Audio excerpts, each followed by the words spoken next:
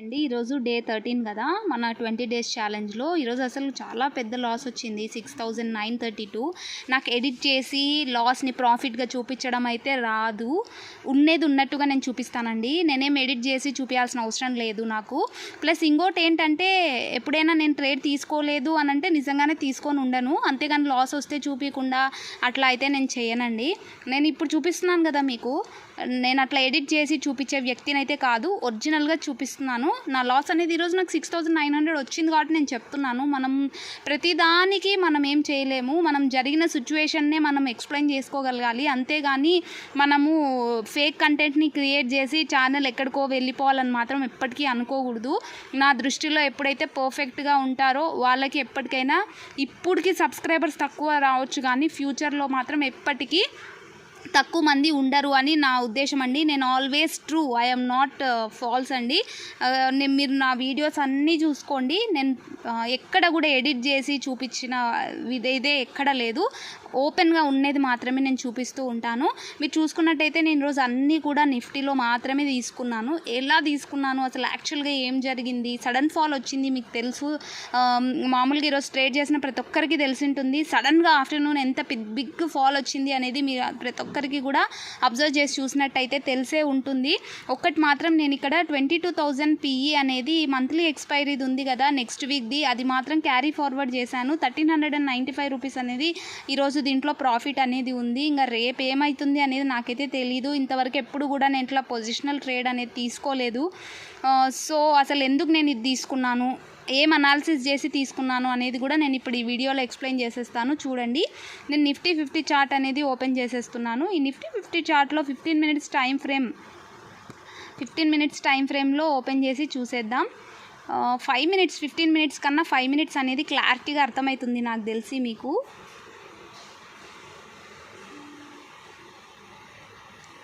Five మినిట్స్లో open చేస్తే నీట్గా అర్థమైపోతుంది యాక్చువల్గా ఏం జరిగింది ఈరోజు అనేది నేను చెప్తాను. నేను ఎప్పుడైతే ఇక్కడ ఎంట్రీ అనేది తీసుకోలేదండి, ఈ క్యాండిల్లో 10 o'clock క్యాండిల్లో ఎంట్రీ అనేది తీసుకున్నాను, ఈ క్యాండిల్లో ఎంట్రీ తీసుకున్నాను. ఎందుకంటే అసలు యాక్చువల్గా ఈ క్యాండిల్ 10 o'clock క్యాండిల్లో ఎంట్రీ అనేది తీసుకున్నాను. ఎందుకంటే ఇక్కడ R1 అనేది బ్రేక్ అయింది కదా, 22,000 ఇది ఎంత లెవెల్ అనేది చూస్తాను ఉండండి ఒక్క నిమిషం. 22,209 అనే లెవెల్ని క్రాస్ అయింది కదా, సో ఆ పర్టికులర్ క్యాండిల్ దగ్గర నేను డౌన్వర్డ్ ఎంట్రీ అనేది తీసుకున్నాను. ఇక్కడ నా ప్రాఫిట్ వచ్చేసి ఇంతవరకు రావడంతో 600 రూపీస్ ప్రాఫిట్ అనేది చూపించింది. బట్ ఏమైంది అనంటే నా టార్గెట్ వచ్చేసి S1 అంటే 22,106 ఈజ్ మై టార్గెట్. యాక్చువల్గా మనకి ఎప్పుడు కూడా సిపిఆర్ స్ట్రాటజీ ప్రకారం ఎప్పుడైతే మార్కెట్ అనేది R2 అండ్ R3 అంటే మన బిట్వీన్ రేంజ్లో కాకుండా అబవ్ రేంజ్లో ఓపెన్ అవుతుందో ఖచ్చితంగా అది S1 టార్గెట్ ఇస్తుంది. కాబట్టి నేను వెయిట్ చేశాను, బట్ సడన్గా అది రివర్సల్ వచ్చేసింది. ఎప్పుడైతే 20 EMA క్యాండిల్ అప్వర్డ్ క్లోజ్ అయింది కదా, నా స్టాప్ లాస్ వచ్చేసి నేను ఇక్కడ ఎంట్రీ తీసుకున్నాను. సో నా స్టాప్ లాస్ వచ్చేసి R2 పెట్టుకున్నాను, అంటే 22,239. అక్కడ ఆ పొజిషన్లో నేను ఎగ్జిట్ అయ్యాను. సో అది పెద్ద లాస్ చూపించేసింది డౌన్వర్డ్ ఎంట్రీది. తర్వాత ఏం చేశానంటే ఈ క్యాండిల్లో ఎంట్రీ తీసుకోలేదు, ఈ పెద్ద క్యాండిల్లో కూడా నేను ఎంట్రీ అనేది తీసుకోలేదండి. ఈ కన్సాలిడేషన్ అయిపోయాక ఈ క్యాండిల్ బ్రేక్అవుట్ ఇచ్చింది కదా, అంటే ఎగ్జాక్ట్గా టైం ఎంత అయింది చూడండి, 11:55 క్యాండిల్లో 11:55 క్యాండిల్లో ఎంట్రీ అనేది తీసుకున్నాను. రీటెస్ట్ అయింది అండ్ ఇక్కడ సస్టైన్ అయ్యి టార్గెట్ వచ్చేసి ఇది ఉండింది నాకు 22,381. సో అట్లీస్ట్ 22,350 వరకు వచ్చా కానీ ఎగ్జిట్ అయిపోదామని చెప్పి ఉన్నాను. సో కన్సాలిడేషన్ అయ్యి ఏమైనా వెళ్తుందేమో, డోజీస్ చాలా ఫామ్ అయ్యాయి కదా. యాక్చువల్గా డోజీ ఫామ్ అయింది రెసిస్టెన్స్ లెవెల్లో అంటే ఖచ్చితంగా రివర్సల్ వస్తుంది అనేది తెలిసి కూడా నేను చేసిన తప్పేందంటే అలానే హోల్డ్ చేసి పెట్టుకున్నాను. కనీసం ఇక్కడ 20 EMA దగ్గర కూడా నాకు సిగ్నల్ ఇచ్చేసింది ఇక్కడ రివర్సల్ అవుతుంది జాగ్రత్త అని, బట్ నేను ఈ రివర్సల్ని పట్టించుకోలేదు.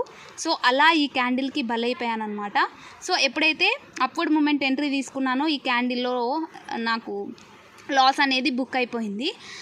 సో ఇలా 2 క్యాండిల్స్లో లాస్ వచ్చేసింది. నా కర్మ ఏంటంటే ఈరోజు నేను ఈ అప్వర్డ్ తీసుకున్న ఎంట్రీలో స్టాప్ లాస్ అనేది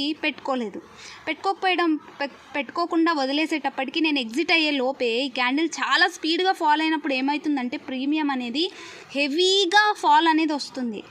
సో ఒకవేళ మనం మూమెంట్ డౌన్వర్డ్ ఏదైతే పర్ఫెక్ట్ ఎంట్రీ తీసుకుంటే దాంట్లో కూడా ప్రీమియం అంతే స్పీడ్గా పెరిగిపోతుంది.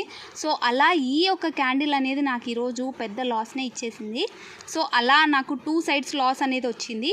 సో నేనేం చేశాను అని అంటే, ఇంకా ఎప్పుడైతే ఇది క్రాస్ అయిపోయిందో, మిడిల్ సిపిఆర్ లైన్ అనేది పివోట్ లైన్ క్రాస్ అయిపోయిందో, 22,150 లెవెల్ క్రాస్ అయిన వెంటనే కూడా ఎందుకు ఇంకా ఎక్స్పైరీ డే ఉంది, అది కాక ఆఫ్టర్నూన్ సెషన్ అని చెప్పి నెక్స్ట్ వీక్ ఎక్స్పైరీ అంటే మంత్లీ ఎక్స్పైరీ కూడా కదా, ఆ కాల్ని నేను తీసుకోవడం జరిగింది. అంటే 22,000 పీఈని హోల్డ్ చేశాను అలానే.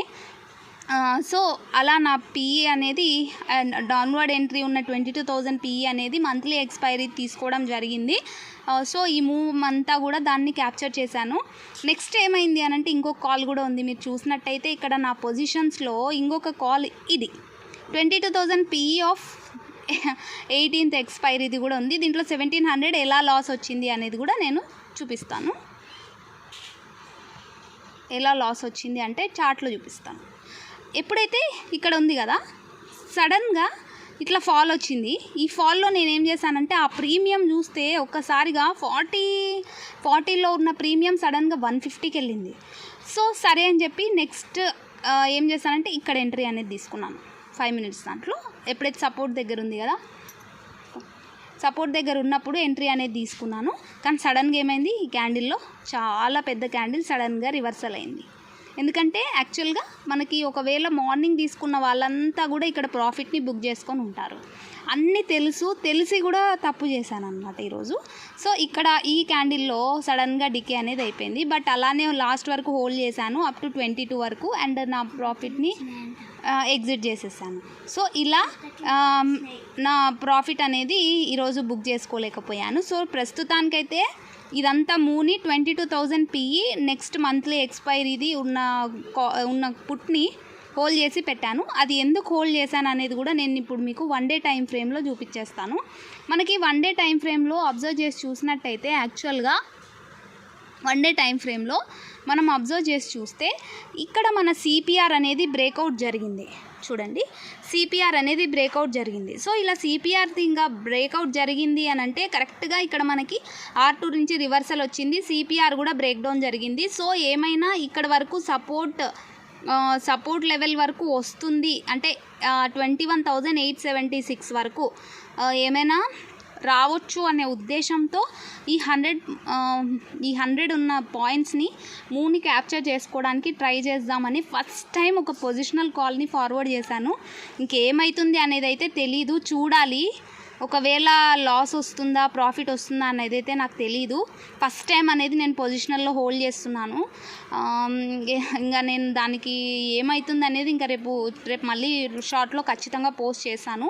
యాక్చువల్గా ఈ సపోర్ట్ అనేది 21,932 దగ్గర ఒక సపోర్ట్ అనేది ఉంది. ఒకవేళ ఇది క్రాస్ అయింది అంటే మనకి 21,876 తర్వాత 21,683 అనేది నెక్స్ట్ టార్గెట్స్ అవుతాయి. సో ఏమవుతుంది అనేది తెలీదు. యాక్చువల్ సిపిఆర్ ప్రకారం ఇంతవరకు సిపిఆర్ నుంచి డౌన్వర్డ్ వచ్చింది కాబట్టి S1 S2 అనేది మన టార్గెట్ ఖచ్చితంగా రీచ్ అవుతుందనే ఉద్దేశంతో మాత్రమే నేను పొజిషనల్ ట్రేడ్ అనేది అంటే క్యారీ ఫార్వర్డ్ చేశాను అది పుట్ని 22,000 పీఈని. చూడాలి ఏమవుతుందో. సో రేపు షార్ట్లో ఖచ్చితంగా అప్డేట్ అనేది ఇస్తాను. Thank you so much for watching this video. Please if you like this video please like, share and subscribe చేసుకోవడం మాత్రం మర్చిపోద్దండి. మనం ఎందుకంటే స్టార్టింగ్ స్టేజ్లోనే ఉన్నాం కాబట్టి మీరు చూస్తూ కూడా సబ్స్క్రైబ్ చేసుకోకుంటే చాలా బాధ అనిపిస్తుంది. ప్లీజ్ సబ్స్క్రైబ్ చేసుకోండి. Thank you so much for watching this video.